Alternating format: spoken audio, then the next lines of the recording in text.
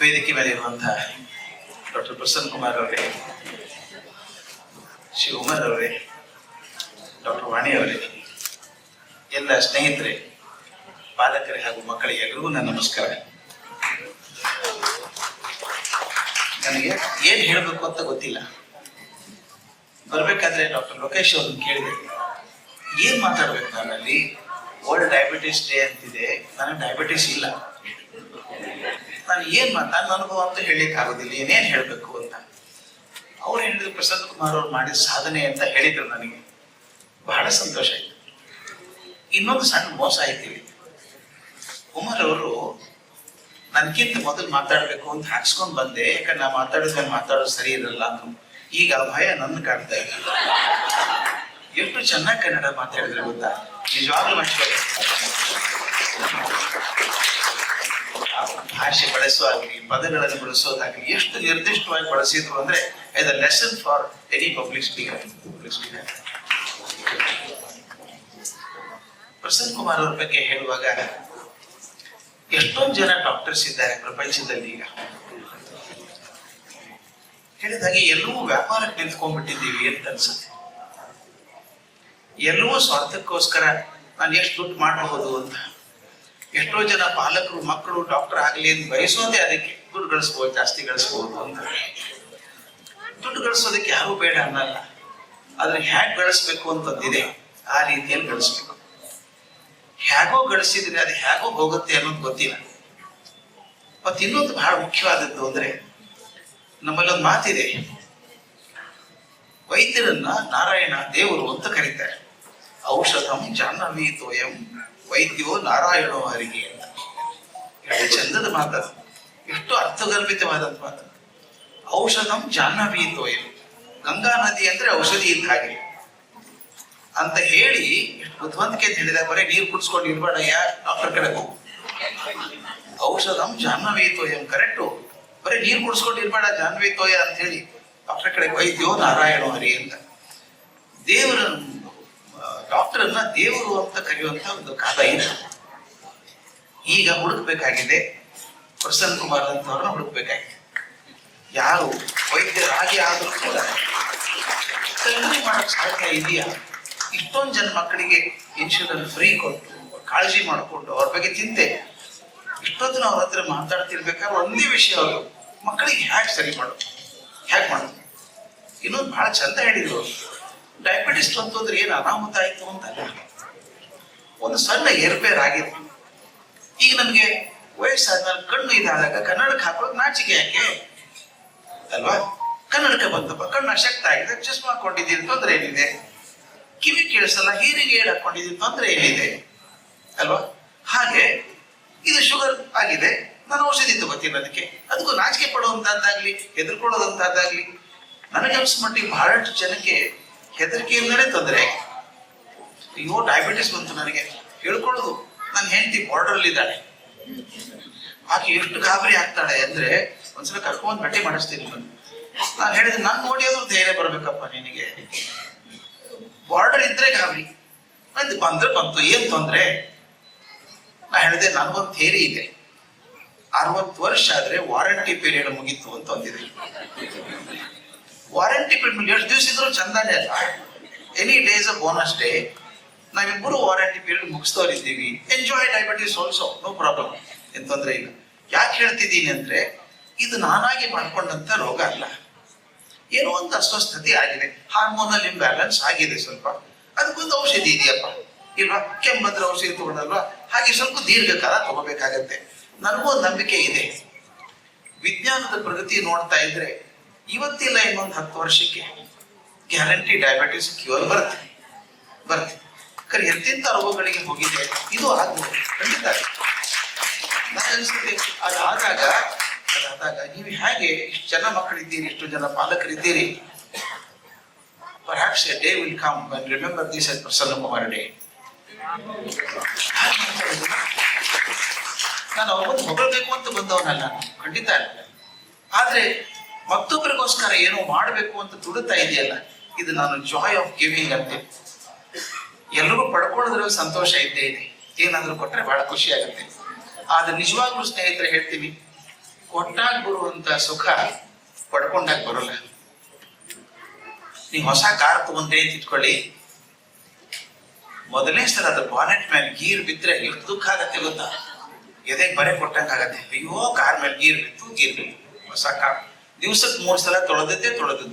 ಹೊಸದಿಂದ ತೊಳೆಯೋ ಕಾರಣ ಇಲ್ಲ, ಚೆನ್ನಾಗಿ ಇರುತ್ತೆ, ಅವಾಗೇ ತೊಳೆಯೋದು ನಾವು. ಒಂದು 3-4 ವರ್ಷ ಆದ್ಮೇಲೆ ಒಂದು 50 ಗೀರ್ ಬಿದ್ದಿರತ್ತೆ, ಕೊಟ್ಬಿಡೋಣ್ರಿ ಇದನ್ನ. ಅಂದ್ರೆ the joy of car on the day you purchase has vanished. ತಗೊಂಡಾಗಿರುವಂತ ಸಂತೋಷ 4 ವರ್ಷದಲ್ಲಿ ಇಲ್ಲ ಕಾರಲ್ಲಿ. ಆದ್ರೆ ಏನಾದ್ರು ಕೊಟ್ಟು ನೋಡಿ ಎಷ್ಟು ಖುಷಿ ಇರುತ್ತೆ ಗೊತ್ತಾ?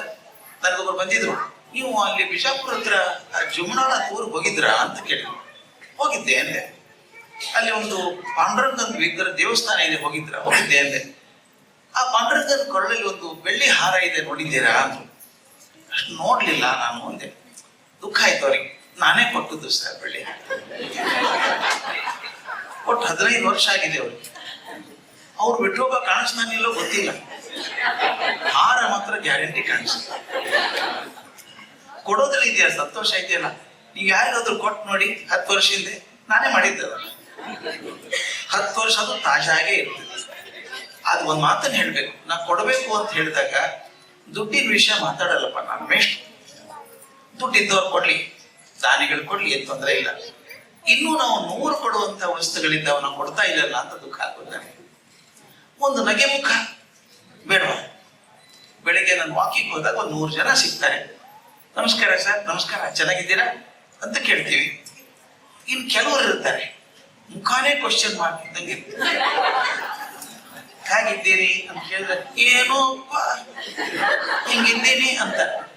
ಅವ್ರು ಕೇಳಿದ್ರೆ ಯಾಕಿದ್ದೀರಿ ಅಂತ ಕೇಳ್ಬೇಕು ಅನ್ಸುತ್ತೆ. ನಾನೇ ಹಿಡಿದು ವೈದ್ಯರು ಹಾಗೆ ಕೇಳಿದ್ದ ಹೇಗಿದ್ದೀರಿ ಅಂತ. ಇಲ್ಲಪ್ಪ, ಹಾಗೆ ಹೋಗ್ತಿ ಹೇಗಿದ್ದೀರಿ ಅಂತ ಕೇಳ್ಬೇಕು. ಅಂದ್ರೆ ಆ ಲಘು ಮುಖ ಕೂಡ ಒಂದು ಕೊಡೋಕೆ ಅಲ್ವಾ?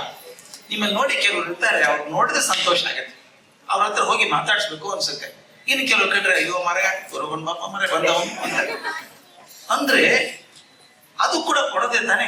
ಅದಕ್ಕೆ ಬಸವಣ್ಣ ಎಷ್ಟು ಚಂದ ಹೇಳ್ತಾರೆ, ಏನು ಬಂದಿರಿ, ಹಗುರ ಬಿದ್ದೀರಿ, ಮನೆಗೆ ಬಂದವ್ರಿಗೆ ಹೇಗಿದ್ದೀರಿ, ಕೂತ್ಕೊಳ್ಳಿ ಅಂತಂದ್ರೆ ನೆಲ ಕುಸಿದು ಹೋಗುತ್ತಪ್ಪ. ಒಂದು ಒಳ್ಳೆ ಮಾತಾಡ, ಒಳ್ಳೆ ಮಾತು ಕೂಡ ಕೊಡೋದೇ. ಮತ್ತೊಬ್ಬರಿಗೆ ದುಃಖ ಆದಾಗ, ಏನೋ ತೊಂದರೆ ಆದಾಗ ಅವ್ರ ಹೆಗಲ್ ಮೇಲೆ ಕೆಟ್ಟ ಚಿಂತೆ ಮಾಡ್ಬಿಡಿ, ನಾನು ನಿಮ್ ಜೊತೆಗೆ ಇದ್ದೀನಿ ಅಂತ ಹೇಳೋದು ಕೂಡ ಕೊಡೋದೇ. ಸಣ್ಣ ಸಣ್ಣ ಮಕ್ಕಳು ಬರ್ತಾರೆ, ಅವ್ರಿಗೆ ಎನ್ಕರೇಜ್ಮೆಂಟ್ ಕೊಡೋದು ಕೂಡ ಕೊಡೋದೇ. ಎಂತ ಚಂದ ಕೊಡೋದಿದೆಯಲ್ಲ. ಒಂದ್ ಒಳ್ಳೆ ಮಕ್ಕಳು ಚೆನ್ನಾಗಿ ಡ್ಯಾನ್ಸ್ ಮಾಡ್ತಾನೆ, ಅವನೇನು ಟಾಪ್ ಕ್ಲಾಸ್ ಪರ್ಫಾರ್ಮರ್ ಅಲ್ಲ, ಡ್ಯಾನ್ಸ್ ಮಾಡ್ತಾನೆ. ಎಷ್ಟು ಚೆನ್ನಾಗಿ ಮಾಡಿದೆ ಪುಟ ನೀನು ಅಂತ ಚಪ್ಪಾಳೆ ಬಿಡಿರಿ, ಆ ರೇಂಜ್ ಛತ್ರ ಆಗ್ತಾನು. ಇದೇ ಡ್ಯಾನ್ಸ್ ಇದು ಅಂದ್ರೆ ಅಲ್ಲ. ಈ ಒಳ್ಳೆ ಮಾತು ಹೇಳೋದಿದೆಯಲ್ಲ, ಉತ್ತೇಜನ ಕೊಡೋದು ಕೂಡ ಕೊಡೋದೇ. ಒಂದ್ ಸಣ್ಣ ಘಟನೆ ಹೇಳ್ಬಿಡ್ಬೇಕು ನಾನು ನಿಮಗೆ. ಅದು ನನ್ನ ವೈದ್ಯರ ಫ್ರೆಂಡ್ ಒಬ್ಬರು, ಅವ್ರ ಹೆಸರು ಹೇಳಲ್ಲ. ನಿಮಗೆಲ್ಲ ಸದಾಶಿವನಗರ ಗೊತ್ತು ಅನ್ಕೊಂಡಿದ್ದೇನೆ, ಬೆಂಗಳೂರಲ್ಲಿ. ಅದು ಹೌಸ್ ಆಫ್ ಲಾರ್ಡ್ಸ್ ಅಂತ ಕರಿತೀವಿ. ಬಹಳ ಶ್ರೀಮಂತರು ಮಾತ್ರ ಬದುಕಬಹುದಾಗಿದ್ದಂತ ಜಾಗ. ನನ್ನ ಗೆಳೆಯ ಒಬ್ಬ ಇದ್ದ ಅಲ್ಲಿ, ಈಗಿಲ್ಲ ಅವನು. ಒಂದು ಮನೆ ಸದಾಶಿವನಗರದಲ್ಲಿ ಇದ್ದರೆ ನೀವು ಭಾರಿ ಶ್ರೀಮಂತರು ಅಂತ ಪರಿಗಣೆಗೆ ಬರ್ತೀವಿ. ಅವನು 3 ಮನೆ ಇದೆ ಸದಾಶಿವನಗರದಲ್ಲಿ, 3 ಆಲ್ ಪ್ಯಾಲೇಷಿಯಲ್ ಬಂಗ್ಲೋರ್, 3 ಮನೆ. ಅವನು ಹೇಗಿದ್ದ, ಇದು 25 ವರ್ಷದಿಂದ ಆದಂತ ಘಟನೆ. ಈ ಕಣ್ಮುಂದ್ ಚಿತ್ರ ಬರ್ಬೇಕು. ಅವನು ನೋಡಿದ್ರೆ ಯಾವ ಸಿನಿಮಾ ಹೀರೋನು ಅವನಷ್ಟು ಚೆನ್ನಾಗಿರ್ಲಿಲ್ಲ. ಆಗ ಒಂದು 42-43 ವರ್ಷ, 45 ವರ್ಷ ಇರ್ಬೋದು. ಚಾಕ್ಲೇಟ್ ಹೀರೋ, ಪಿಂಕ್ ಬಣ್ಣ, ಎಷ್ಟು ಎತ್ತರ, ಸ್ಮಾರ್ಟ್, ಭಾರಿ ಸ್ಮಾರ್ಟ್ ಹುಡುಗ. ಅವನ ಹೆಂಡತಿ ಪುಷ್ಪ ಅಂತ ನನ್ನ ಕ್ಲಾಸ್ಮೇಟ್ ಆಗಿ, ಸಣ್ಣದಿರ್ತೆ ಜೊತೆಗೆ ಬಿಡ್ದವ್ರು ನಾವು. ಇವಂದು ತುಂಬಾ ಸ್ನೇಹ ನನಗೆ, ಏಕವಚನದಲ್ಲಿ ಮಾತಾಡೋ ಸ್ನೇಹ. ಮನೆಗೆ ಹೋಗ್ತಾ ಇದ್ದೆ, ಅವನ ಪರಿವಾರ ಏನು ಅಂತ ಹೇಳ್ಬಿಡ್ತೀನಿ. ಡಾಕ್ಟರ್ ಹೆಂಡತಿ ಪುಷ್ಪ. ಅವನ ಮೊದಲನೇ ಮಗ ಅಮೆರಿಕದಲ್ಲಿ MS ಮಾಡ್ತಾ ಇದ್ದ, ಮಾಸ್ಟರ್ ಡಿಗ್ರಿ ಮಾಡ್ತಾ ಇದ್ದ ಸರ್ಜರಿ ಒಳಗೆ. ಮಗಳು ಮೌಂಟ್ ಕಾರ್ಮಲ್ BCom ಓದ್ತಾ ಇದ್ದ. ಇದು ಆಗಿನ ಕತೆ. ಚಂದ ಹೌಸು. ಮನೆಯಲ್ಲಿ 4 ಜನ ಡ್ರೈವರ್ ಇದ್ದಾರೆ, ಆಳುಗಳು ಬೇಕಾದಷ್ಟು ಜನ ಇದ್ದಾರೆ. ಅವನು ಈ ಬೆಂಗಳೂರಿಗಿರುವಂತ ಎಲ್ಲ ಕ್ಲಬ್ಗೂ ಮೆಂಬರ್ ಆಗಿದ್ದಾನೆ. ದುಡ್ಡು ಅದೇ ಅಂತ ಹೇಳ್ಬೇಕಾಗಿದೆ ನಿಮಗೆ. ಅವನ ಹಾಸ್ಪಿಟಲ್ ಅಲ್ಲಿ 16 ಜನ ಡಾಕ್ಟರ್ ಕೆಲಸ ಮಾಡ್ತಾ ಇದ್ರು. ಇವನ್ ಬಾಸ್. ದುಡ್ಡು ಜಾಸ್ತಿ ಆದಾಗ ಏನ್ ಮಾಡ್ತಾನೆ, ಚಿಕ್ಕಮಗಳೂರ ಹತ್ರ ಒಂದು 100 ಎಕರೆ ಫಾರ್ಮ್ ತಗೊಂಡಿದ್ದ.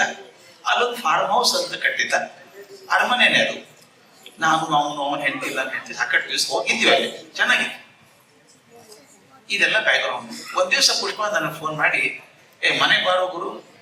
ಯಾಕೆ ಅಂತ ಕೇಳಿದೆ. ನಿನ್ನ ಫ್ರೆಂಡು. ಇದೆಲ್ಲರ ಮನೇಲಿ ಆಗೋದೆ. ಮಕ್ಕಳು ಏನಾದ್ರು ಒಳ್ಳೆ ಕೆಲಸ ಮಾಡಿದ್ರೆ ಅಪ್ಪ ಅಮ್ಮ ಇಬ್ರು ಹೇಳ್ತಾರೆ ನನ್ನ ಮಗ ನನ್ನ ಮಗಳು. ಏನ್ ಕೆಟ್ಟ ಕೆಲಸ ಮಾಡಿದ್ರೆ ನಿಮ್ಮ ಮಗ ಅಂತ ಬಂತು ತಕರಾರು ಅಂತ. ಹಾಗಾಗಿ ನಿನ್ನ ಫ್ರೆಂಡು ಒಂದು ಏನಾಯ್ತು ಫ್ರೆಂಡಿಗೆ ಅಂತ ಕೇಳಿದೆ. ಏನಪ್ಪ ಬಹಳ ಕಿರಿಕಿರಿ ಮಾಡ್ತಾನೆ, ಬರೀ ಬೈತಾನೆ, ಎಲ್ಲಾರ ಮೇಲೆ ಹಾರಿ ಹಾರಿ ಬೀಳ್ತಾನೆ. ಮೊದಲಾಗಿರ್ಲಿಲ್ಲ, ಬಹಳ ಶಿಸ್ತನಾಗಿದೆ ಅವನು. ಕೇಳ್ಬೇಕಾಗಿತ್ತು ಯಾಕೆ ಅಂತ ಕೇಳಿದೆ, ಅದಕ್ಕೂ ಬೈದ. ಏನ್ ಮೊನ್ನೆ ಡ್ರೈವರ್ ಹೊಡೆಯಕ್ ಹೋಗಿದ್ದಾನೆ, ಮಗು ಮೇಲೆ ಬೈತಾನೆ, ಮಗಳ ಮೇಲೆ ಬೈತಾನೆ, ಎಂದೂ ಬೈದಿಲ್ಲ ಅವನು. ಸ್ವಲ್ಪ ನೋಡಲ್ಲ ಬಂತು, ನೀ ಕೌನ್ಸಿಲಿಂಗ್ ಬೇರೆ ಮಾಡ್ತೀಯ ಅಂತ. ಹೋದೆ ಮನೆಗೆ ಹೋಗಿ ಅವ್ನು ಕೇಳಿದೆ, ಯಾಕೋ ಹೇಗಿದ್ದೀವ ಅಂತ ಕೇಳಿದೆ. ಹೇಳಿರ್ಬೇಕಲ್ಲ ಅಂದ. ಹೇಳಿದಾಳೆ ಪುಷ್ಪ, ಹೇಳಿದಾಳೆ ಏನು ಸಿಡ್ತಾ ಇದೆ ಅಂತ. ಬಹಳ ಸಿಟ್ಟಂತೆ. ಯಾಕೆ ಗೊತ್ತಿಲ್ಲೋ, ಸಿಟ್ಟು ಬರ್ತಾ ಇದೆ ನನಗೆ, ಎಲ್ಲರ ಮೇಲೆ ಬೈತಾ ಇದ್ದೀನಿ. ಹಾಸ್ಪಿಟಲ್ ಬೈದೆ, ಮನೆ ನರ್ಸ್ಗಳಿಗೆಲ್ಲ ಬೈಬಾರ್ದು ಗೊತ್ತು ನನಗೆ, ಯಾಕೆ ಬೈತೀನಿ ಗೊತ್ತಿಲ್ಲ. ಇರಿಟೇಷನ್ ಆಗ್ತಾ ಇದೆ ತುಂಬಾ ನನಗೆ. ನಾನು ಕೌನ್ಸಿಲರ್ ಪ್ರಶ್ನೆ ಕೇಳ್ಬೇಕಲ್ಲ ಅವನಿಗೆ, ಏನ್ ಸಮಸ್ಯೆ ಇರ್ಬೋದು ಒಂದು.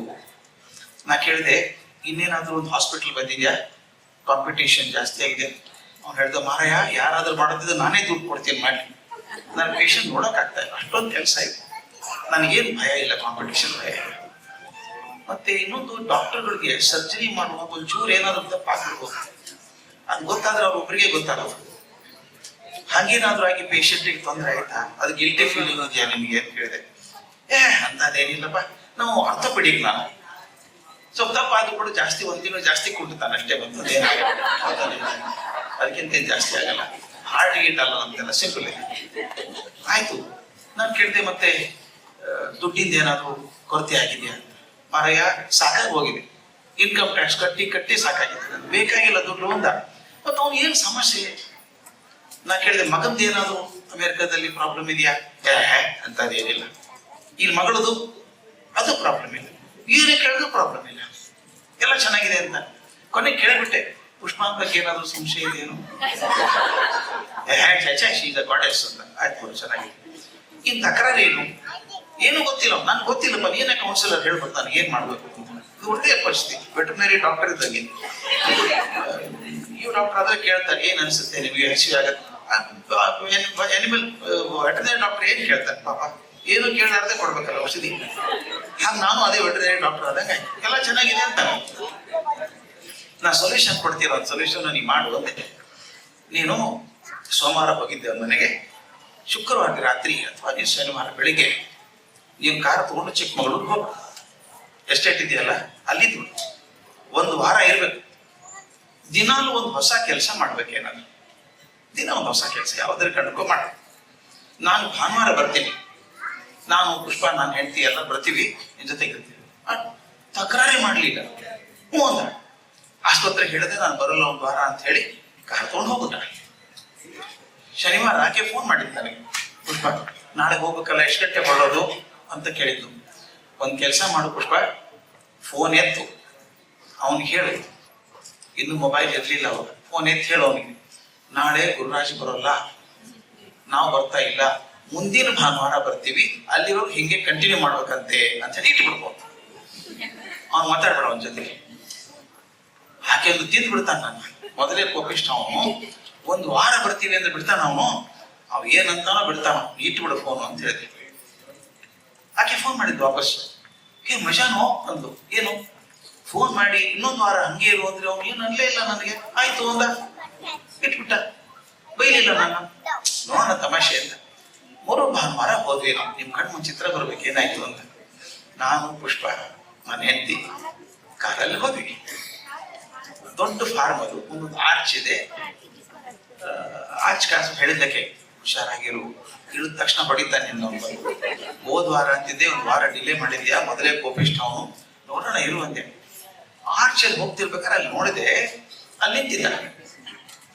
ಯಾವಾಗಲೂ ಮನೇಲಿದ್ದಾಗ ವೈಟ್ ಪಾಯಸಮ, ವೈಟ್ ಚುಬ್ಬ, very fair fellow, very smart fellow. ಅಲ್ಲಿ ನಿಂತವನು ಬೇರೆ ಇಲ್ಲ. ಈ ತಮಿಳ್ನಾಡಲ್ಲಿ ಲುಂಗಿ ಉಡ್ತಾರಲ್ಲ, ಚೆಕ್ಸ್ ಲುಂಗಿ, ಆ ತರ ಲುಂಗಿ ಉಟ್ಟು ಅರ್ಧಕ್ಕೆ ಮಡಿಸ್ಕೊಂಡಿದ್ದಾನೆ ಮೇಲೆ, ಬನಿಯನ್ ಮೇಲೆ ನಿಂತಿದ್ದಾನೆ, ಹೆಗಲ ಮೇಲೆ ಒಂದು ಟವೆಲ್ ಹಾಕೊಂಡಿದ್ದಾನೆ, ಮುಖ ಕಪ್ಪಾಗಿದೆ. ನೋಡಿ ನಿನ್ ಗಂಡ ಹೆಂಗಾಗಿದ್ದಾನೆ ಅಂದೆ. ನೀನ್ ನೋಡ ವಿಜಯ ಅವ್ನು ಬಂದು ಹೆಂಗ್ ಮಾಡ್ತಾನೆ, ಕಾರಿಂದ ಇಳಿದ್ವಿ, ಅವನು ಬಂದ ಬೈತಾನೆ ಅನ್ಕೊಂಡಿದ್ದೆ, ಬೈಲೇ ಇಲ್ಲ. ಭುಜ ಹೇಳ್ತಾ ಕರ್ಕೊಂಡು ಹೋದ ಅಲ್ಲಿ ಮೂಲೆಗೆ, ಇಲ್ಲಿ ನೋಡಿ ಇಲ್ಲಿ ತೋರಿಸ್ತೀನಿ ಬಾ ನಿನಗೆ ಅಂದ. ಏನೋ ತೋರಿಸ್ತಾನೆ ಅದ್ಭುತ ಅಂತ ಹೋದ್ರೆ ಒಂದ್ 8 ಸಾಲು ಮೆಣಸಿನ್ಕಾಯಿ ಗಿಡ ಇದಾವೆ, ಸಣ್ಣ ಸಣ್ಣ ಮೆಣಸಿನ ಗಿಡ. ನೋಡು ಎಷ್ಟು ಚೆನ್ನಾಗಿದೆ, ಹೂ ಬಂದಿದೆ, ಕಾಯಿನೂ ಬರ್ತಾ ಇದೆ ಈಗ ಅಂದ. ನಾನೇ ಕೋಪ ಬಂತು. ನಾ ಬೆಳಗ್ಗೆ ಎದ್ದು ಕಾರಲ್ಲಿ ದೂರ ಹೋಗಿದ್ದೀವಿ, ಜರ್ನಿ ಹೇಗಿತ್ತು ಸರಿ ಇತ್ತ ಅಂತ ಕೇಳೋದ್ ಬಿಟ್ಟೆ ನಾನು. ಏನಪ್ಪಾ ಅದ್ಭುತ ತೋರಿಸ್ತಾ ಇದ್ಯಾ, ತಾಜ್ ಮಹಲ್ ಇದು, ಮೆಣಸಿನ ಗಿಡ ಕೊಡಿಲ್ವಾ ನಾನು ಅಂದೆ. ಕೋಪ ಬಂತವನಿಗೆ. ಮೆಣಸಿನ ಗಿಡ ನೋಡಿದ್ಯಾನೆ ನೀನು, ನೀ ಬೆಳೆಸಿದ ಮೆಣಸಿನಕಾಯಿ ನೋಡಿದ್ಯಾ ಅಂದ. ಯಾಕೆ ನಾನ್ ಬೆಳೆಸಿದ್ದೀನಿ, ನಾನೇ ಅಗದಿದ್ದೀನಿ, ನೆಲ ಹದ ಮಾಡಿದ್ದೀನಿ, ಮಣ್ಣು ಹಾಕಿ ನೀರು ಹಾಕಿ ಗೊಬ್ಬರ ಹಾಕಿ ಬೆಳೆಸಿದ್ದೀನಿ. ನೋಡಿ ಈಗ ಕಾಯಿ ಬಂದಿದೆ, ಹೂ ಬಂದಿದೆ. ಕಣ್ಣು ಅರಳಿಬಿಟ್ಟಿದೆ ಅವನು. ಒಂದು ಸರ್ಜರಿ ಮಾಡಿದ್ರು ಸಂತೋಷ ಆಗ್ತಿತ್ತಿಲ್ಲ ಗೊತ್ತಿಲ್ಲ ಅವನಿಗೆ, ಸಂತೋಷ ಆಗಿದೆ. ನೀ ಯಾಕೆ ಮಾಡಕ್ ಹೋದ್ಯೋ ಅಂದೆ. ನೀನೇ ಹೇಳಿದಲ್ಲ ದಿನಕ್ಕೊಂದು ಏನಾದ್ರು ಮಾಡೋ ಹೊಸದು ಅಂತ. ನಾನು ಅಗದ್ ಮಾಡಿದ್ದೀನಿ ಅಂತ ಅಂದ್ಬಿಟ್ಟು ಅತ್ಯಂತ ಸಮಾಧಾನದಲ್ಲಿ ಹೇಳಿದ, ಗುರು ನನ್ನ ಪ್ರಾಬ್ಲಮಿಗೆ ಸೊಲ್ಯೂಷನ್ ಸಿಕ್ತು ಕಣೋ, ಥ್ಯಾಂಕ್ ಯು ವೆರಿ ಮಚ್ ಅಂತ. ನನಗೆ ಕುತೂಹಲ, ಹೆಂಗ್ ಸಿಕ್ತು ಏನಾಯ್ತು ಅಂತ ಕೇಳಿದೆ. ಅದನ್ನ ರಾತ್ರಿ ಹೇಳ್ತೇನೆ. ಈ ನಮ್ಮ ಸೀರಿಯಲ್ ಮಾಡ್ತಾ ಅದು ಸೀರಿಯಲ್ ಮುಗಿಯೋದೇ ಇಲ್ಲ, ಅವು 4 ವರ್ಷ ಆದ್ರೂ ಆ ಎಪಿಸೋಡ್ ಮುಗಿ ಹೊತ್ತಿಗೆ ಹೊಡಿಬೇಕು ಅಂತ ಕೈ ಎತ್ತಾನೆ, ಹೊಡೆಯಲ್ಲ, ಹೊಡೆದ್ನ ಇಲ್ಲ. ಅವ್ನು ಡೈರೆಕ್ಟರ್ ಬರ್ಕೋತಾನೆ, ಆಕ್ಟರ್ ಬರ್ಕೋತಾನೆ, ನಾವು ಮಲ್ಕೊಳ್ಳೋದು. ಬೆಳಿಗ್ಗೆ ನೋಡ್ಬೇಕು, ಬರೋ ದಿವಸ ನೋಡ್ಬೇಕಲ್ಲ ಅದನ್ನ. ಹಾಗೆ ಇವನು ಕುತೂಹಲ ಇಷ್ಟ. ರಾತ್ರಿ ಹೇಳ್ತೀನಿ ನಿಮಗೆ ಅಂತ. ಇವರೆಲ್ಲ ಮಲ್ಕೊಂಡ್ರೆ ಹೆಣ್ಮಕ್ಳು, ನಾವು ಮಾಳಿಗೆ ಮೇಲೆ ಕೂತ್ಕೊಂಡಿದ್ವಿ. ಹುಣ್ಣಿಮೆ ದಿವಸ ಇಬ್ಬರೇ ಕೂತಿದ್ವಿ ಟೆರೆಸ್ ಮೇಲೆ. ಎಷ್ಟು ಇಮೋಷನಲ್ ಅವನು, ಇಮೋಷನಲ್ ಮನುಷ್ಯ ಅಲ್ಲ ಅವನು.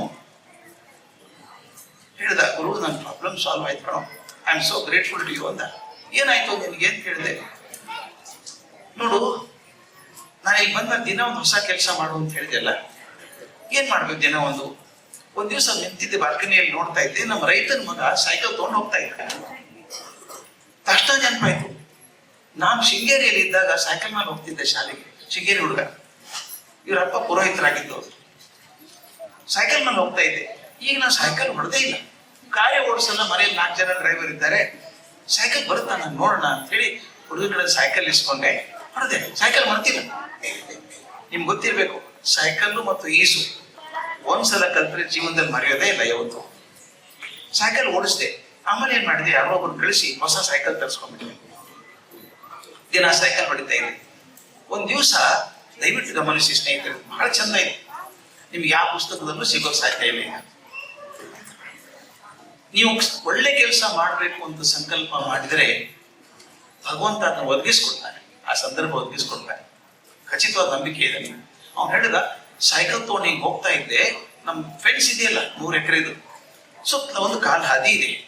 ಆ ಕಾಲ್ ಹಾದಿಯಲ್ಲಿ ಸೈಕಲ್ ಮೇಲೆ ಹೋಗ್ತಾ ಇದ್ದೆ. ಅಲ್ಲಿ ಒಂದು 8 ಗುಡಿಸ್ಲಿತ್ತು. ಅವರೊಂದು 20 ಜನ ನಿಂತು ಅಳ್ತಾ ಇದ್ರು. ಬೈ ನೇಚರ್ ಡಾಕ್ಟರ್ ಅಲ್ವಾ ಇವನು, ಸೈಕಲ್ ಸ್ಟ್ಯಾಂಡ್ ಹಾಕಿದ. ಹೋದ, ಯಾಕೆ ಅಳ್ತಿದ್ದೀರಿ, ಏನಾಯ್ತು ಅಂತ ಕೇಳ್ದ.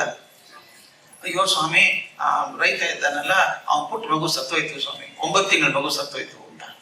ಇವ್ರು ಹೋಗಿ ನೋಡ್ತಾನೆ, ತಾಯಿ ತೊಡೆ ಮೇಲೆ ಮಗು ಮಲ್ಕೊಂಡಿದೆ. ತಾಯಿ ಎಷ್ಟು ತಪ್ಪಿ ಅಳ್ತಾ ಇದ್ದಾಳೆ, ಅಪ್ಪ ಅಳ್ತಾ ಇದ್ದಾನೆ, ಮನೆಯಲ್ಲಿ ಹಿರಿಯರು ಅಳ್ತಾ ಇದ್ದಾರೆ. ಇವ್ನು ಹೋಗಿ ನಾಡಿ ನೋಡ್ದ, ಇಲ್ಲ ಸರಿಯಾಗಿ ಕೇಳಿಸ್ಲಿಲ್ಲ, ಆಂಕಲ್ ಹತ್ರ ಏನೋ ಕೇಳ್ಕೊತಾಗತ್ತೆ. ನೋಡ್ದ, ಮಗು ಸತ್ತಿಲ್ಲ, ಡಿಹೈಡ್ರೇಷನ್ ಆಯ್ತು. ಸ್ವಲ್ಪ ನೀರು ಕೊಡು ಅಂದ. ಸಕ್ಕರೆ ಇದೆಯಾ, ಸಕ್ಕರೆ ಇಲ್ಲ, ಬೆಲ್ಲ ಕೊಡು ಅಂತ ಏನೋ ಹಾಕಿದ ಮಾಡಿದ. ಅಲ್ಲಿ ಕಚ್ಚಿಡ್ದಿತ್ತು ಹುಡುಗ ಮಗು.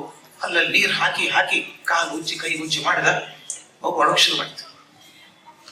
ಆ ತಾಯಿಗೆ ಏನಾಗಿರ್ಬೇಕು ಹೇಳಿ ಸ್ವಾಮಿ, ಸತ್ತು ಹೋಗಿದೆ ಮಗು ಅಂತ ದಿಗ್ಭ್ರಮೆಯಾಗಿ ಅಳ್ತಾ ಇದ್ದಾಳೆ ತಾಯಿ. ಮಗುನ ಗಂಡನ ಕೈ ಕೊಟ್ಟು ತಪ್ಪು ಅಂತ ಕಾಲ್ ಮೇಲೆ ಬಿದ್ಲು. ದೇವರಪ್ಪ ಮಾರಾಯ, ನೀನು ಸತ್ತ ಮಗುನ ಬದುಕಿಸ್ಬಿಟ್ಟೆ ಅಂತ. ಅವ್ನು ಹೇಳ್ದ, ಮಗು ಸತ್ತಿರ್ಲಿಲ್ಲ. ಇಲ್ಲಪ್ಪ, ಹಿರೇ ಮನುಷ್ಯ ಹೇಳಿದ್ದ, ಬೇರೆ ಮನುಷ್ಯ ಸತ್ತೋಗಿದೆ ಮಗು ಅಂತ ಹೇಳಿದ್ದ. ಅಪ್ಪ ಕಾಲ್ ಮೇಲೆ ಬೀಳ್ತಾನೆ, ದೇವರು ಸ್ವಾಮಿ ಅಂತಾನೆ. ಈ ಘಟನೆ ಹೇಳುವಾಗ ನನ್ನ ಗೆಳೆಯ ಅಳುತ್ತಾ ಇದ್ದ ಪ್ಲಾಟ್ಫಾರ್ಮ್ ಮೇಲೆ ಕಟ್ಟಿ ಮೇಲೆ ಕೂತ್ಕೊಂಡು. ಯಾಕೋ ಅಂತ ಕೇಳಿದೆ. ಅವನ ಪ್ರಶ್ನೆ ಕೇಳ್ದ, ನನಗೆ ಎಷ್ಟು ಚಂದ ಪ್ರಶ್ನೆ ಗೊತ್ತಾಗ್ತಿದ್ರೆ. ಅವ್ರು ನನಗೆ ದೇವರು ಅಂತಾರಪ್ಪ, ನನಗೆ ನಾವು ದೇವರಾಗೋ ಸಾಧ್ಯತೆ ನನಗಿದ್ದಾಗ ನಾನು ಮನುಷ್ಯನಾಗಿ ಯಾಕೆ ಉಳ್ಕೊಂಡಿದ್ದೀನಿ ಅಲ್ವಾ? ದೇವರಾಗೋ ಸಾಧ್ಯತೆ ಇದ್ದಾಗ ನಾನು ಮನುಷ್ಯನಾಗಿ ಯಾಕೆ ಉಳ್ಕೊಂಡಿದ್ದೀನಿ? ಹೌದು, ತೀರ್ಮಾನ ಮಾಡಿದೆ. ನಮ್ಮ ಜನ ಎಷ್ಟು ಮುಗ್ಧರಿದ್ದಾರೆ ಅಂದ್ರೆ, ಮಗು ಸತ್ತಿದೆಯಲ್ಲ ಕೂಡ ಗೊತ್ತಿಲ್ಲ. ನಾನು ಹೋಗ್ತಿ ಹೋದ್ರೆ ಆ ಮಗುನ ಹಾಗೆ ದಫನ್ ಮಾಡಿರೋರು. ಅನ್ಕೊಂಡೆ. ಚಿಕ್ಕಮಗಳೂರು ಕಳಿಸಿ ಒಂದಿಷ್ಟು ಔಷಧಿ ತರಿಸ್ತೀನಿ, ಸೈಕಲ್ಗೆ ಹಾಕೋತೀನಿ, ದಿನ ಒಂದ್ ರೌಂಡ್ ಹಳ್ಳಿಗೆ ಹೋಗ್ತೀನಿ ಎಲ್ಲ ಕಡೆ. ಅವ್ನಿಗೇನು ದುಡ್ಡು ಬೇಕಾಗಿಲ್ಲ, ಏನಿಲ್ಲ. ಯಾರಿಗೆ ಏನೇ ರೋಗ ಬರಲಿ ಔಷಧಿ ಫ್ರೀ ಆಗ್ತದೆ. ಒಂದು ವಾರ ಆಗೋದ್ರೊಳಗೆ ಜನ ಅವನ್ನ ಗಾಡ್ ಆನ್ ಬೈಸಿಕಲ್ ಅನ್ನೋಕೆ ಶುರು ಮಾಡಿದ್ರು. ದೇವ್ರ ಸೈಕಲ್ ಮೇಲೆ ಬಂದ, ದೇವ್ರ ಸೈಕಲ್ ಮೇಲೆ ಬಂದ. ಏನ್ ಮಾಡ್ತಿ ಈಗ? ಮನಸ್ಸು ಸಮಾಧಾನ ಆಯ್ತು ನನಗೆ. ಈಗ ಗೊತ್ತಾಯ್ತು, ನಾ ಸಣ್ಣದಿರ್ತ ನನಗೆ ಡಾಕ್ಟರ್ ಆಗ್ಬೇಕು ಅಂತ ಆಸೆ ಇರ್ಲಿಲ್ಲ ಕಣಮ್ಮ. ನಾನು ರೈತ ಆಗ್ಬೇಕು ಅನ್ಕೊಂಡು ತೆಂಗಿನ ಗಿಡ ಬೆಳೆಸ್ಬೇಕು, ಅಡಿಕೆ ಬೆಳೆಸ್ಬೇಕು ಅನ್ಕೊಂಡಿದ್ದೆ. SSLC ಫಸ್ಟ್ ರ್ಯಾಂಕ್ ಬಂದ್ಬಿಡ್ತು. ಬಂದ ತಕ್ಷಣ ಬುದ್ಧಿವಂತ ಅಂತ ಬ್ರ್ಯಾಂಡ್ ಆಗ್ಬಿಡುತ್ತಲ್ಲ. ರ್ಯಾಂಕ್ ಬಂದ ತಕ್ಷಣ ನೀ ಮೆಡಿಕಲ್ ಕಾಲೇಜ್ಗೆ ಹೋಗು, PUC ಹೋಗು, PUC ಫಸ್ಟ್ ರ್ಯಾಂಕ್ ಬಂದ. ಬೆಂಗಳೂರು ಮೆಡಿಕಲ್ ಕಾಲೇಜಿಗೆ ಬಂದ, ಅಲ್ಲೂ ಫಸ್ಟ್ ರ್ಯಾಂಕ್. MS ಮಾಡಿದ, ಅಲ್ಲೂ ಫಸ್ಟ್ ರ್ಯಾಂಕ್, ಗೋಲ್ಡ್ ಮೆಡಲ್ ಬಂದ. ಇಂಗ್ಲೆಂಡಿಗೆ ಹೋದ, ಮಾಡ್ಕೊಂಡ್ ಬಂದ ಡಿಗ್ರಿ. ಮಾಡ್ಕೊಂಡ್ಬಂದು ಅಲ್ಲಿ ಬಡ ಹುಡುಗ, ಪುರೋಹಿತರ ಮಗ, ಅಲ್ಲೊಂದು 10 ಪಾಲಿಕ್ಲಿನಿಕಲ್ ಕೆಲಸ ಮಾಡಿದ. ಒಳ್ಳೆ ಹೆಸರು ಬಂತು, ಒಳ್ಳೆ ಸರ್ಜನ್ ಅಂತ ಹೇಳಿ ತಂದೆ ಹಾಸ್ಪಿಟಲ್ ಮಾಡಿದ. ಬೆಳೀತು, ದುಡ್ಡು ಬಂತು ಬಂತು ಬಂತು. ಈ ಮಧ್ಯಮ ವರ್ಗದ ಹುಡುಗರಿಗೆ ದುಡ್ಡು ಬರುತ್ತೆ ಒಂದಿಷ್ಟು, ಎಷ್ಟೊಂದು ಬ್ಯಾಕಪ್ ಇರುತ್ತೆ. ಅದು ರಾತ್ರಿ 12 ಗಂಟೆ ಹೊತ್ತಿಗೆ ಅದು ಹೋಯ್ತು. ಎಲ್ಲ ಕಡೆ ಕ್ಯಾಂಡಲ್ ಹಚ್ಚಿಟ್ಟು. ಬೆಳಗಿನ ಹೊತ್ತಿಗೆ ಬಿರುಗಾಳಿ ನಿಂತಿತ್ತು, ಮಳೆ ನಿಂತಿತ್ತು, ಆದ್ರೆ ಫ್ಲೈಟ್ ಶುರು ಆಗಿರ್ಲಿಲ್ಲ. ಇಲ್ಲ, ಅವ್ರು ಅನ್ಕೊಂಡಿರ್ಬೇಕು ಫ್ಲೈಟ್ ಶುರು ಮಾಡ್ಕೊಂಡ ಆದಷ್ಟು ಕ್ಲಿಯರ್ ಆಗ್ತದೆ ಅಂತ ಅನೌನ್ಸ್ ಮಾಡಿದ್ವಿ. People going to George fall in line ಅಂತ. ನಾವೆಲ್ಲ ಹೋಗಿ ನಿಂತ್ಕೊಂಡ್ವಿ ಸಾಲಿಂದ. ಕರೆಂಟ್ ಬಂದಿಲ್ಲ. ಇಲ್ಲ, ಬೋರ್ಡಿಂಗ್ ಪಾಸ್ ಪ್ರಿಂಟ್ ತಗೊಳಕ್ಕಾಗಲ್ಲ, ಕೈಯಿಂದ ಬರದೆ ಕೊಡ್ಬೇಕು. ಅಲ್ಲ ಹುಡುಗಿ ಕೂತಿದ್ವಿ, ಬ್ರಿಲಿಯಂಟ್ ಹುಡುಗಿ, ನನ್ನ ವೆರಿ ಹಾರ್ಡ್ ವರ್ಕಿಂಗ್ ಕಪ್ ಹುಡುಗಿ. ಬೋರ್ಡಿಂಗ್ ಪಾಸ್ ಬರೆದು ಟೈಮ್ ತಗೊಳಲ್ಲ 1-2 ನಿಮಿಷ. ನನ್ನ ಮುಂದೆ ಒಬ್ಬ ಮನುಷ್ಯ ಇದ್ದ, 6 ಅಡಿ 4 ಇಂಚ್ ದೈತ್ಯ. ಅವನ ಪಾಪ ಕುಡಿಯೋಕ್ ನೀರು ಸಿಕ್ಕಿಲ್ಲ, ತನ್ನ ಕಡೆ ಇದ್ದದನ್ನೇ ಕುಡಿದಿದ್ದಾನೆ, ಜೋಲಿ ಹೊಡಿತಾ ಇದ್ದ. ಆ ಕುಡಿದು ಸ್ವಲ್ಪ ಜಾಸ್ತಿ ಆಗಿತ್ತು ಅನ್ಸುತ್ತೆ, ಜೋಲಿ ಹೊಡಿತಿದ್ದ. ಆ ಹುಡುಗಿ ಬೈತಾ ಇದ್ದ, you blackie, useless, who gave you job, idiot, do faster ಅಂತ ಬೈತಿದ್ದ. ಆ ಹುಡುಗಿ ಪಾಪ, sir I am working sir, I am doing my work sir, please have patience sir, nonsense, I report to the authority ಅಂತ ಬೈತಿದ್ದ. ನಾವು ಹೇಳಿದ್ರು, ಯಾಕೆ ಬೈತೀವಿ ನೀನು, ಪಾಪಕ್ಕೆ ಮಾಡ್ತಿದ್ದಲ್ಲ ಕೆಲಸ, ನಾವು ಸ್ವಲ್ಪ ಹೇಳಿದ್ವಿ. ನಮ್ಮ ಮೇಲೆ ಹಾರಿಬಿದ್ದ. ಇದು ಮ್ಯಾನುಫ್ಯಾಕ್ಚರಿಂಗ್ ಡಿಫೆಕ್ಟ್, ರಿಪೇರ್ ಮಾಡೋಕ್ಕಾಗಲ್ಲ ಅಂತ ಗೊತ್ತಾಯ್ತು, ಬಿಡೋದ. ಅವ್ನು ಹಾಗೆ ಬೈಕೊಂಡೇ ಹೋದ. ನಿಮ್ ಕಣ್ಮು ಚಿತ್ರ ಬರುತ್ತೆ. ಆ ಹುಡುಗಿ ಅಲ್ಲಿ ಕೌಂಟರ್ ಕೂತಿದ್ದಾಳೆ, ಎತ್ತರ ಮನುಷ್ಯ ನಿಂತಿದ್ದಾರೆ, ಕೈ ಮುಟ್ಕೊಂಡು, idiot, who gave you job, unfit to do this job. ಹಾಗೆ ಕಣ್ಣಲ್ಲಿ ನೀರು ಬಂದಿತ್ತು. ಬೋರ್ಡಿಂಗ್ ಪಾಸ್ ಬರೆದು ಕೊಟ್ಟು ಕಿತ್ಕೊಂಡು ಹೋದ. ಅಲ್ಲಿ ರಿಪೋರ್ಟ್ ಟು ದಿ ಆಫೀಸರ್ಸ್ ಅಂತ ಹೋದ. ಅವನ ಹಿಂದೆ ನಾನೇನ್ ಮಾಡ್ಬೇಕೀಗ? ನಾನು ಸಾಧ್ಯವಿದ್ದಷ್ಟು ಧ್ವನಿ ಮೆದು ಮಾಡಿಕೊಂಡು ಮುಖದ ನಗೆ ತಗೊಂಡು ಗುಡ್ ಮಾರ್ನಿಂಗ್ ಅಂದೆ. ಬಹುಶಃ ನಾನು ಒಂದೇ ಧ್ವನಿ ಇರ್ಬೇಕು ಗುಡ್ ಮಾರ್ನಿಂಗ್ ಅಂತ ಹೇಳಿದೆ. Good morning sir, you are wonderful, I say, you are doing great job, amazing job, so much pressure on you, great job, thank you very much sir. ಕಣ್ಣು ಹೊರಿಸ್ಕೊಂಡ್ರು ಪಾಪ. ಬಡ ಬೋರ್ಡಿಂಗ್ ಪಾಸ್ ಬಂದು December ತಿಂಗಳು ತನ್ನ drawer ತೆಗೆದು ಇಟ್ಟುದ್ದ chocolate ನನ್ನ bonus. ಆ ಟಿಕೆಟ್ ಬೋರ್ಡಿಂಗ್ ಪಾಸ್ ಜೊತೆಗೆ ಚಾಕ್ಲೇಟ್ ಕೊಟ್ಟರು. ನಾನೇನ್ ಮಾಡ್ಬೇಕು? ಮೆರಿ ಕ್ರಿಸ್ಮಸ್ ಅಂತ ನನ್ನ ಕೇಳಿ 2 ಪೆನ್ ಇತ್ತು. 1 ಪೆನ್ ಕೊಟ್ಟೆ, ಮೆರಿ ಕ್ರಿಸ್ಮಸ್ ಟು ಯು ಅಂತ ಹೇಳಿ ಬೋರ್ಡಿಂಗ್ ಪಾಸ್ ತಗೊಂಡೆ. ನಾನು ಕೇಳಿದ, ಅವ್ನು ಬೈತಾ ಇದ್ನಲ್ಲ ವಿಪರೀತ, ಬೇಜಾರಾಗಿರ್ಬೇಕಲ್ಲ ನಿನಗೆ ಅಂದೆ. ಬೇಜಾರಾಗದೆ ಇರುತ್ತಾ ಸರ್? ಎಷ್ಟು ಕೆಟ್ಟ ಪದ ಬಳಸ್ತಿದ್ದ ಅವ್ನು, ಹೊರಟಾಗಿ ಮಾತಾಡಿದ. ಬೇಜಾರಾಗದೆ ಇರುತ್ತಾ ಅಂದ್ಬಿಟ್ಟು ಎದ್ದು ನಿಂತು ನನ್ನ ಹತ್ರ ಬಂದು, ವಾಟ್ ಹ್ಯಾವ್ ಟೇಕನ್ ಕೇರ್ ಅಂದು. ನಾ ಕಾಳಜಿ ಮಾಡಿದ್ದೀನಿ ಅಂತ. What have you taken care ಅಂದೆ. Just whispered in my ears, this fellow will go to George, but his luggage will go to Cape Town.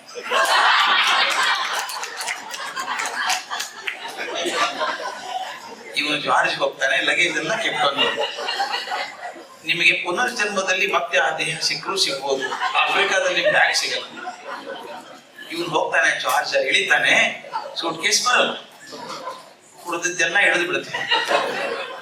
ಬೇಕಿತ್ತ ಅದಕ್ಕೆ ನಾನು ಹೇಳೋದು, ಕೊಡೋದು ಒಂದಿದೆಯಲ್ಲ, ನೀವೆಲ್ಲ ಹೋಗಿರ್ತೀರಿ, ಕ್ಯೂ ಇರುತ್ತೆ, ಪಾಪ ಮಾಡ್ಕೊಂಡು ಬೈಬೇಡಿ ಪಾಪ ಅವ್ರಿಗೆ. ಒಂದ್ ಒಳ್ಳೆ ಮಾತು ಹೇಳಿ, ಚೆನ್ನಾಗಿ ಮಾಡ್ತಿದ್ದೀರಿ ಕೆಲಸ, ನಿಮ್ ಕೆಲಸನೂ ಬೇಗ ಆಗತ್ತೆ, she will also be happy about it. ಇದು ಕೂಡ ಕೊಡೋದೆ. ಅದಕ್ಕೆ ನಾನು ಹೇಳೋದು, ಪ್ರಸನ್ನ ಕುಮಾರರಿಂದ ಕಲ್ತಂತ ಪಾಠ, ಏನು ಕೊಟ್ಟರು ಕೂಡ ಸಂತೋಷವಾಗಿ ಕೊಡಿ, ಪ್ರೀತಿಯಿಂದ ಕೊಡಿ. ಇದಂ ನಮ್ಮಮ್ಮ ಅಂತ ಒಂದು ಮಾತಿದೆ. ನಮ್ಮ ಪೂಜೆ ಮಾಡಿಸ್ಬೇಕಾದ್ರೆ, ಏನೇ ದಾನ ಮಾಡ್ಬೇಕಾದ್ರೆ ಯಜಮಾನರು ಹೇಳ್ತಾರೆ, ಇದಂ ನಮ್ಮಮ್ಮ, ಇದನಂದಲ್ಲ ಅಂತ. ಯಜಮಾನ್ ಹೇಳೋದಿಲ್ಲ, ಪುರೋಹಿತರು ಹೇಳ್ತಾ ಇರ್ತಾರೆ, ಕೆಲವು ಹೇಗೂ ಹೌದಲ್ಲ. ಹಂಗಲ್ಲ, ನಾ ಏನ್ ಕೊಟ್ರು ನಂದಲ್ಲಪ್ಪ ಅಂತ ಕೊಡಿ. ದುಡ್ಡು ಕೊಡ್ಬೇಕು ಅಂತಲ್ಲ, ಒಂದು ಒಳ್ಳೆ ಮಾತು, ಒಂದು ನಗೆ, ಒಂದು ಹೆಜ್ಜೆ ಇಡೋದು ಅವ್ರ ಜೊತೆಗೆ, ಒಂದು ಮೆಚ್ಚಿಗೆ, ಇವೆಲ್ಲ ಕೊಡೋದೇ ಅಲ್ವಾ. ದಯವಿಟ್ಟು ಅದನ್ನು ಕೊಡೋದನ್ನ ಮಾಡ್ಕೊಂಡಾಗ ಪ್ರಸನ್ನ ಕುಮಾರ್ ಮಾಡಿದಂತಹ ಕೆಲಸಕ್ಕೆ ನಾವು ಒಂಚೂರು ಸರಿಯಾಗಿ ಸ್ಪಂದನೆ ಮಾಡಿದಾಗುತ್ತೆ. ಹಾಗೆ ನಮ್ಮ ಬದುಕು ಚಂದ ಆಗ್ಲಿ, ಬದುಕಿನಲ್ಲಿ ಸೊಗಸು ಬರೋದೇ ನೀವು ಕೊಟ್ಟಾಗ. ಮಕ್ಕಳ ಬಗ್ಗೆ ಯಾಕೆ ಪ್ರೀತಿ ಇದೆ ಹೇಳಿ ನಿಮ್ಗೆಲ್ಲರಿಗೂ? You are giving. ಮಕ್ಕಳ ಕಡೆಯಿಂದ ಏನೂ ಅಪೇಕ್ಷೆ ಮಾಡಲಾರ್ದೆ ಇರುವಂತ ಎರಡೇ ಎರಡು ಜೀವ ಅಂದ್ರೆ ತಾಯಿ ತಂದೆ. ಅದಕ್ಕೆ ಪ್ರೀತಿ ಇರೋದು ಅನಪೇಕ್ಷಿತ. ಅದಕ್ಕೆ ತಂದೆ ತಾಯಿ ದೇವರು. ನಾನು ಡೆಫಿನೇಷನ್ ಐತಲ್ಲ, ದೇವರು ಅಂದ್ರೆ ಯಾರು?